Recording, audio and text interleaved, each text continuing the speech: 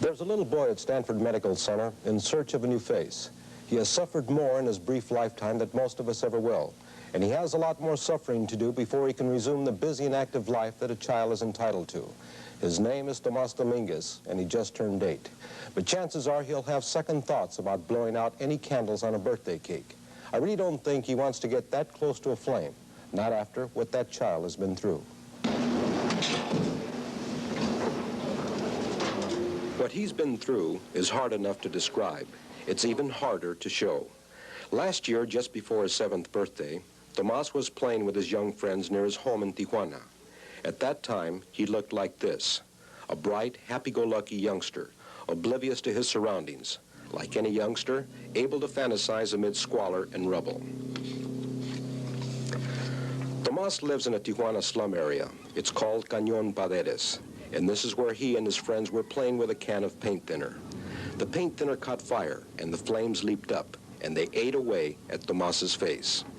We're not ready yet for that flashback, nor are we ready to show you the extent of injury to Tomas. Let's begin our story after the tragic accident, when I met the family of Tomas Dominguez. They're a warm, friendly, close-knit group with few worldly possessions. But it was obvious that Tomas had grown up in an atmosphere of love and affection. The Dominguez family has lived in this hillside shack for the past 2 years. Mr. Dominguez was at work when we were filming. He's an apprentice carpenter. So the mother of Tomas told me about the fateful events of that day when she had been away shopping. Pues me dijeron que el niño estaba en la Cruz Roja, que se había quemado, pues yo tuve una sorpresa muy grande porque yo... When I came home, the neighbors told me the terrible news. I couldn't imagine what had happened. I was horrified and began shaking. And when I saw him, his face was horribly disfigured. And it pained me to know that he was suffering so much. Nomás llorar y llorar porque él pensaba que yo le iba a pegar. When he saw me, he began to cry. He was afraid I was going to spank him for disobeying my warning not to play with matches. He told me his face didn't hurt, but was still concerned about my spanking him. I felt so helpless. All I wanted was to be able to do something for his tiny face. Neighbors who were eyewitnesses to the accident gave me these accounts. Estábamos aquí parados componiendo un carro. Cuando miramos que el chamaco se estaba quemando y fuimos a apagarlo. We were fixing a car when I looked up and saw him burning. He didn't scream because he was covered with flames and smoke. I took him to the Red Cross. Pues, ¿cuál sería mi sorpresa cuando salí inmediatamente? El niño estaba ardiendo en llamas. Entonces estos señores iban corriendo inmediatamente para apagarlo. I saw 2 men run to him and attempted to put out the flames. They splashed water on him, but it just made the flames spread more. Then we threw dirt on him and finally smothered the flames with a cloth. We got a neighbor with a pickup truck to rush him to the hospital. He never cried. On the way, he kept asking me what was wrong with his face. He said it felt thick. And then Mrs. Martinez told me, que lo voy mirando al niño que escurría todos los pellejitos de aquí para abajo. When I got close and saw him through the flames, the skin was peeling off his face. The shock and excitement of this incident led to the loss of the baby Mrs. Martinez was carrying at the time. Tomas spent 2 months in the hospital, but little was done for his condition. Pues lo traje yo, pues al verlo, pues yo no me sentía conforme. When I brought him home, I wasn't satisfied. All I could see was a horrible face, and at first, I didn't want him to see himself in a mirror. He did, but never said anything, even though he realized now that he was different. Pues son los niños que no supieron del accidente y sí se reían, porque al verlo se asustaban con él, creían que traía máscara. At first, some of the children who didn't know what had happened made fun of him and tormented him. Sometimes they would tell him to take off his mask. People would constantly stare at him. I never said much. I kept my suffering inside, so Tomas wouldn't know. Sometimes he'd say to me, "Mama, they think I have a mask." No podía mandarla a la escuela. ¿Por qué? Porque pues le caía mucha tierra en sus párpados, porque como estuvieron sus párpados jalados, como usted lo ha visto en los retratos. Tomas couldn't go to school. He got dirt in his eyes because they were always open. He couldn't blink. He slept with them open. The sun and the dirt bothered him. All I could do was clean his eyes with warm water. Yet, he remained cheerful. Nos hace falta a todos al verlo. Pero yo les digo que él está allá porque se está curando, porque tienen que hacer algo por él. We all miss him, but I try to realize that he is up there to be healed, to be cured. Something has to be done for him. His friends know how cheerful Tomas was. One of them, Basilio Santana, was with Tomas when the accident happened. ¿Le echas muchos menos a Tomas? Sí. ¿Por qué? Do you miss him? Yes. Because he's your friend. Amigo, ¿verdad? Yes.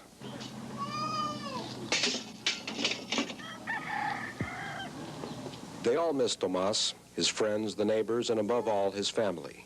But they're all grateful in the knowledge that right now, Tomas is in good hands. Not just the fact that he's getting first-rate medical treatment, but the realization that while he is undergoing treatment at Stanford Medical Center, Tomas is staying with just the kind of family the doctor ordered. They're a volunteer family. Here is what Tomas Dominguez looked like in March 1977. Then, after a can of paint thinner exploded in his face, here is how the flames ate away at his face. For nearly a year, he was unable to close his eyes. He was forced to sleep with his eyes open. Even today, he cannot close his mouth. Now, perhaps you can understand why little kids would ridicule him and say, "Tomas, take off your mask." And perhaps now you can understand why his mother cursed the poverty that surrounds her. Como luego dicen en la Biblia, fue un milagro que vino caminando a las puertas de mi casa. Like it says in the Bible, she said, it was like a miracle that came to the door of my home. Mrs. Dominguez had prayed for that miracle, and it came to her door in the person of Mrs. Virginia Castillo, herself a devoutly religious woman. Mrs. Castillo had undergone surgery at Stanford Medical Center last year, and during her stay there became friendly with Dr. Donald Lobb, who is head of reconstructive and plastic surgery at the center. He also heads a group of plastic surgeons known as Interplast. They perform reconstructive surgery on natives of underdeveloped countries. Interplast surgeons make annual trips to Mexico, Central America, South America, and Africa. As for the patients who are brought to Interplast at Stanford, they remain in homes of so-called volunteer families. When Mrs. Castillo learned that patients of Interplast are not charged for surgical costs, she asked how she could help, since she makes frequent trips to Mexico to aid those less fortunate. When he said to look for children for him, I says, okay, I'll help you wherever, in whichever way I can. Because I saw a doctor there that is dedicated to medicine, that really follows the oath of a doctor. The day that he finally had to leave home and come to the United States, what did the mother do, or what did she say? She didn't cry. She just stood there and held my hand as I got on the van, because we went in a van. And I put Tomas in the van and we came home. When we came home, or coming home, we started to see the United States through a little boy's eyes, 7 years old. And I told him that he was going to be operated on and that he was going to be staying with a family up there and to be nice, you know, be a good little boy. And he said, I will. She says, I know, I'll behave. Is Tomas in good hands with his volunteer family? Well, consider this. Elwood and Marilyn Mills had read about Interplast and were inspired to do something to help. They have both lived in Mexico. Marilyn is from Spain, so they both speak Spanish. In addition to their own 10-year-old and 5-year-old daughters, the Mills have adopted 2 Korean orphans. The atmosphere in the Mills home is literally saturated with love and mutual understanding. Naturally, the Mills youngsters were initially afraid of Tomas, but by initially I mean just the first couple of days. Since then, they've gotten along great. The older Korean child speaks Spanish. The younger one, who happens to have deformed hands, and Tomas, managed to cross language barriers. When Tomas first came here, what did he do and how did he act? Well, first of all, he went to hide behind that sofa over there. And he had a hat on him. He wore a hat, and he wouldn't take it off at all. And he would hide from the kids, from us. And at supper, you know, when we were at supper here, he would look down and put his hat even down, his face, even further down. My own kids, my little boy, Greg, and my youngest were scared of him the first 2 days. And my little girl would go fast in the hallway here and back in the bedroom, and she wouldn't look at him at all. And you had forewarned them of what Tomas was Yes. like. What was your first impression? Well, first I saw him at the airport, and he has his hat down, so I couldn't see his face very well. And then when I looked, he was really kind of shy. It was hard to get used to. My oldest girl and the second girl, Natalie, those accepted him immediately. We didn't take him out at first when he came because the condition of his face was really horrifying for people to look at. But after he had his eyes closed up through surgery, that I took him out to places like the supermarket, a library, and we did have a few problems with people, a few people coming up and stopping right in front of him and staring. And of course I felt very irritated. And I stood still and just stared right back at them, and that gave them the idea. He looks at the mirror, and he's not afraid of himself at all. And, you know, he said he's here to be fixed. That's what he said.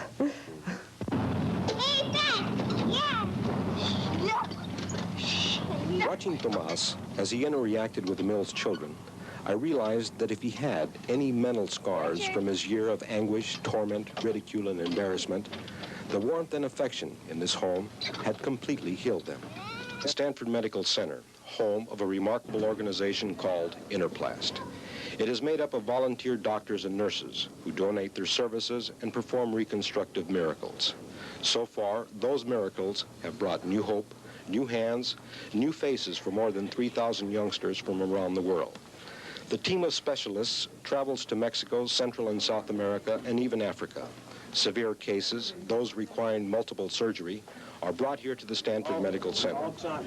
I watched as Dr. Donald Laub, the head of Interplast, examined Tomas. And considering the way Tomas reacted to Dr. Laub, it was obvious to me the youngster was getting the best possible treatment. Tomas, we have to see where your next skin graft goes. It should be right in here. ¿Dónde vive? Ya le dije muchas veces. ¿En Gilroy? Ahora, ¿dónde vives? ¿Ahora? Sí, ahora. En unas casas que están en el terreno. Casas de hielo. Boy, he has Una casa got como a esta. fantastically good mental attitude, doesn't he? He's just going, you wouldn't believe it. Oh, yeah, because even though this surgery won't make his appearance perfect, psychologically he'll be able to overcome it, and he'll be a good, productive guy. He's And get back really to school. big change. Well, that's fantastic. In the next procedure, we're going to plan to replace a large portion of this cheek scar and then bring his nose down here so that he'll be able to close his mouth and eat better, and to get this eye up better, and to get his nose in a better position. Back in the protective warmth of the mill's home in Gilroy, Tomas continues to blend into the surroundings as he awaits the next operation. Little Tomas is ready now for more reconstructive surgery. He's crying because of his fear of the unknown, also because of what he does know. He's afraid of injections. He's afraid the doctors will cover his eyes. He's crying because he misses his parents, who are too poor to make the trip from Tijuana, and because he's in a frightening antiseptic situation surrounded by masked figures trying to comfort him in a foreign tongue. And he's crying because of the mask that Tomas himself will have to wear. It's uncomfortable to adjust because his lips are so badly deformed. Perhaps he can recall lying on another bed just a few days earlier, listening to the familiar, soothing words of his mother, who sent a message of encouragement on a cassette. Gracias al Señor porque tú ya te tienes que curar. How much of that message he remembered, we'll never know. Now it was time for the prayers of Mrs. Dominguez and the expertise of Dr. Donald Laub to combine and work their magic for the good of Tomas. Now it was time for more surgery, more cutting, more repositioning. Tomas would be on this operating table for 3 hours. The Interplast team not only let us film most of the operation, but Dr. Laub occasionally gave us a running commentary on what he was Into the scar tissue to release the contractions and also to excise the scar. And you can see how small his upper lip is now, bringing his upper lip up so he can't really get his mouth closed well. So this blue here marks where we're going to excise the scar. The camera work of Marty Powell caught more than the precise surgical skill. It also focused on the single-minded intensity and devotion as shown by eyes accustomed to seeing reconstructive miracles performed on thousands of youngsters. We've gotten his nose back into the right position, and we're getting his upper lip in the right position. I couldn't help but recall what Dr. Lobb had told me just 1 week earlier in his office. Tomas is one of the very worst cases of burn scar of the face that I've ever seen and had experienced. I think in textbooks are worse cases, but as far as a devastating injury to the most visible part of your body, I don't think you could have had a worse injury. Now it was time to remove a portion of the skin from Tomas's buttocks with a grafting device and prepare it for the placement on the left side of his face. That's a beautiful piece of elastic, soft skin that'll replace that scar tissue on his face. This tissue has been completely detached from another part of his body and is transferred up as a free graft up to his face. It's soft and elastic, got good properties of normal tissue. And then the new blood vessels will feed into here and attach on this surface. So this will grow and become a part of his face. A part of his face, which means this is only part of Tomas's ordeal. He has a great deal of surgery to go through before new skin will cover all of his face. Tomas has a great deal of pain awaiting him, lots of crying ahead, many lonely nights in a strange hospital bed before he can resume a life free of ridicule and embarrassment, before he can get out of the habit of wearing the kind of cap he can pull down over his face. But while he's recuperating, Tomas will be in the loving hands of his volunteer family, the Mills family of Gilroy. It is the best possible substitute for the familiar love and affection of his natural family back in Tijuana, but at best, a substitute. The two will be reunited in the very near future. I wasn't able to tell Mrs. Dominguez when I said goodbye to her recently, but now it's been confirmed. The Dominguez family and Tomas have quite a surprise in store. I will return to Tijuana and bring the Dominguez family up to Gilroy for what is bound to be a joyous and tear-filled reunion. Naturally, we will film the event. We're not only interested in providing a face for Tomas, but we also intend to put a smile on that face. Once the shock and awkwardness of the reunion had dissipated and the two families became adjusted to each other, the sweet blending of extra children and the ever-present television lights, they got down to the main business at hand, celebrating Tomas's 8th birthday. Naturally, it was bilingual.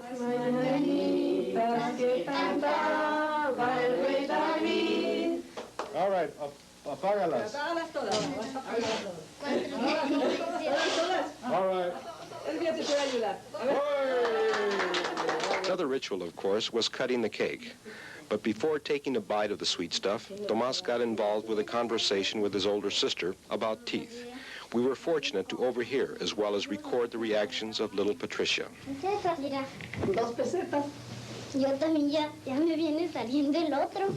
Tomas told Elvia he had 2 teeth in front, but they fell out. Elvia said hers fell out too, but her mom has them. Then Tomas asked, "Why didn't you put them under your pillow and get money from the tooth fairy?" To which Elvia said, "I don't want to see 2 quarters. I want to see my teeth come back."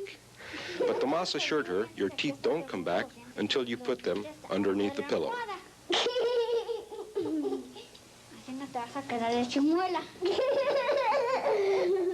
I asked Tomas if he was happy. He said yes. And when I asked him why, he said, "Because my mother, my father, and my sisters are here."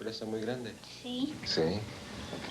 So many of you have asked for the address of Interplast, and here it is for the last time. It's Interplast, Post Office Box 9330, Stanford, California, zip 94305. That is the team of surgeons donating their services to provide a face for Tomas. And in the near future, we will go back to Stanford to show you the new face of Tomas Dominguez.